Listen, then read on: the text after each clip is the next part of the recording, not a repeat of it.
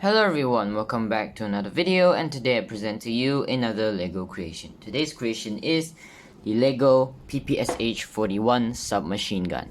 Now, this submachine gun is pretty famous for those who play the Call of Duty series, of course, with the classic World War II titles like I'm not really familiar with the Call of Duty franchise, to be honest, but I know it started with its World War II roots, and of course, the PPSH-41 is one of the many favorites of mine.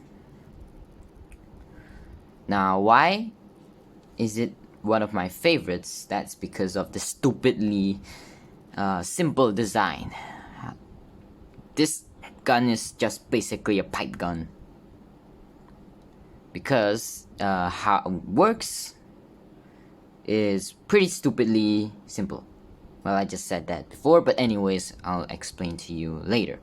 Now, this gun can actually be chambered in 3 types of ammunition. The first one being the original, which is 7.62x25 Tokarev, which is the ammunition that the Russian troops used during the war. Now there are 2 more variants. One is 7.62x25 Mauser, and one is 9x19 Parabellum. Now I'm not sure if they can just fit without changing the barrel or bolt. I'm not really sure. I couldn't really find any information about that, but I'd imagine it probably doesn't need any part changes, considering the sizes of the cartridges look pretty similar. But what do I know? I don't actually have the real bullets in hand, so I can't really do the comparison, but they're both 7.62x25, and 7.62x25 kinda looks like a 9mm bullet if you squint very hard. Anyways, back to the point. Now, the PPSH-41 was actually called 2 names. There's Papa Shah, sort of a kinky name, I guess, calling it Daddy, and the other one, which is the burp gun. There's a pretty obvious reason why it's called the burp gun. That's because of the sound it makes when it's fired. This thing has an insanely high rate of fire, which is very cool, but high rate of fire means you run out of ammo very quickly. But that's why this gun was equipped with the 71 round drum mag. Now, of course, there's another mag, which is the box mag, that the Russian military used back then. I think that they started to use the box mags when the economic side started failing, and of course a drum mag is gonna be more expensive than a box mag. That's because more parts, bigger size, more bullets. So yeah, but of course there's a semi-automatic version. You can switch it to semi-auto with the fire selector. Now of course mine doesn't work, it's just a little nub here. I couldn't actually get it to move with in order to make it stable. I couldn't make it move, so that's how it looks there. Now, one inaccuracy that I really don't like about my version is the mag release. Now it doesn't look like that on the real gun. On the real gun, on the resting position, when it's not actuated, it's actually sort of... I'll go grab a piece and show you what I mean. Give me a second. Alright, I've got a Technic piece right here. Now on the resting position, it's not that long, but it's about this length. It stays flat like this, and when you want to use it, you actually fold it down, and then it goes like this. That's how the real one works. I couldn't really get away for it to work, so yeah. That's a bit sad, but whatever. Now,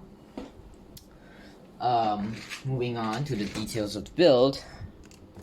So, unlike my other guns that have this kind of grip, the stock grips, it's pretty stable.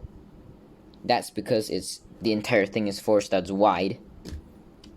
Unlike the Kar 98K I built, the grip was 4 studs and the main receiver was 5 studs wide, which was a bit hard to make it stable with the connection it had, but this entire thing was 4 studs wide. But in hindsight, the colors might look a bit weird. I should have switched the gray and the black around, but I had more parts. I had more slope parts for black than gray, so that's why I did that. This trigger is the standard trigger design I've been using for the past 10 builds. So yeah, the magazine works pretty simple. Has this cheese slope here and it's held in with this. Now surprisingly, this drum mag won't fall out from the gun, which is pretty surprising. When you pull this, it doesn't entirely fall out on my model. I'm not sure about that on a real gun, but yeah, it doesn't fall out. Anyways, now I'm going to tell you why this is one of my favorite designs. Because it's stupidly simple. So for those of you who are not very familiar with the PPSH-41, it is a open bolt submachine gun. Now how open bolt works is, now there are two main ways of firing a gun with the mechanism inside. The much more mainstream version is closed bolt, which is this is how it looks. This is called closed bolt, and this is called open bolt. Ah, damn it, I broke the charging handle. Give me a second. Alright, so how closed bolt works is when the gun is in the position to fire, it's like this. This is when you can fire. But on an open bolt system, this is when you can fire. Now to sum it up, what open bolt does is the bolt is locked back by the trigger. Once you pull it, it lets go of the bolt, it moves forward. When it moves forward, it does two actions. Picks up a round and then fires it. So when it's moving toward this area here, it picks up a round, and when it finishes moving, it fires a round. There's basically something in the bolt that pushes the round that activates the primer. Now how a closed bolt system works is it only catches a round when the bolt is moving. Once the bolt has finished moving, nothing happens. But the primer is actually actuated by the firing pin, that is actuated by the hammer, that is actuated by the trigger. Once it shoots the round out, the bolt goes back, and then it resets the hammer, goes back, picks up another round, and is ready to fire again. That is how closed bolt works. Open bolt just throws out the hammer and directly just uses the firing pin. So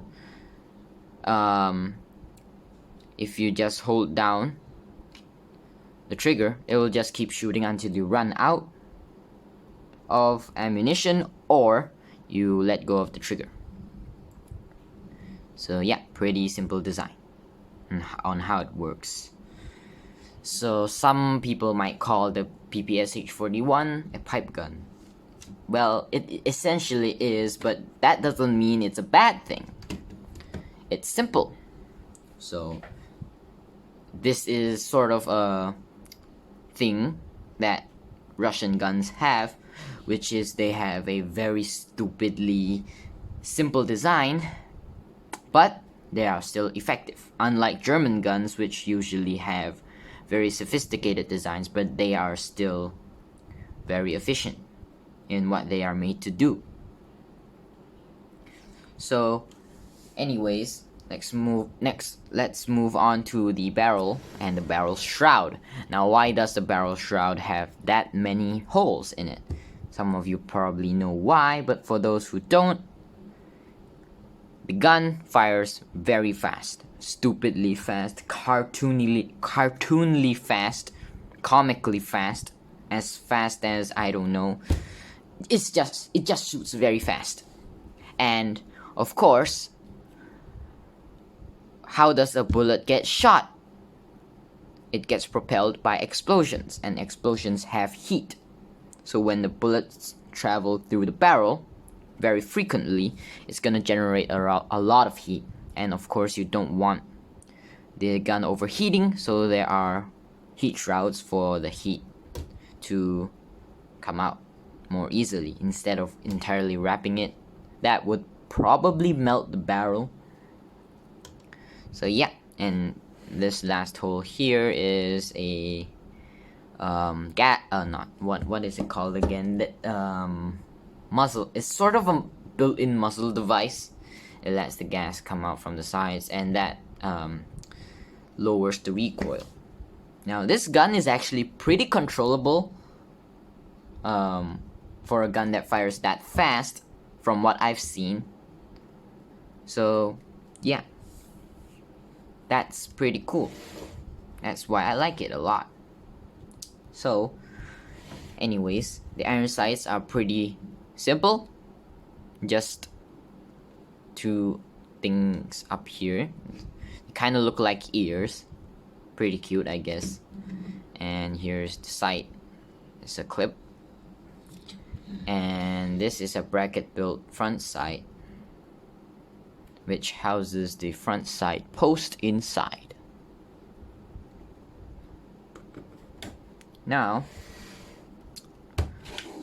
some of you might be wondering why I only built the drum mag. I actually built the box mag as well, but why isn't it appearing in the video? That's because during the filming process of the intro, the box mag kept breaking. For some reason, I don't know why. 4-stud long magazines just don't really work unless they're stick mags that are just straight. The ones that are curved just break too often. And I was in sort of a not so good of a mood. So I sort of messed up my wall by throwing the mag at my wall. So now my wall looks pretty messed up. The paint is just all kinds of messed up because the amount of times I've thrown shit at it. So in summary, 4-stud long box mags that are curved suck ass. I hate them with a burning passion because there's no way of getting them solid and stable without taping the whole goddamn thing, which I really don't want to do. I don't want to get my bricks all sticky. Of course, there's a way to clean it up, but you know, it's a lot of work sometimes, and I don't know, sometimes it feels like a chore. But of course, building Lego models is still my hobby, so of course I'm still gonna do it. But you know, it's not that fun sometimes if you get mad while doing it, I guess. But how is it fun if it doesn't have challenge? Am I right? Or something like that, I don't know. So anyways, that's about it for the video, I guess. Hopefully I didn't miss anything. So yeah, see you guys next time. Goodbye.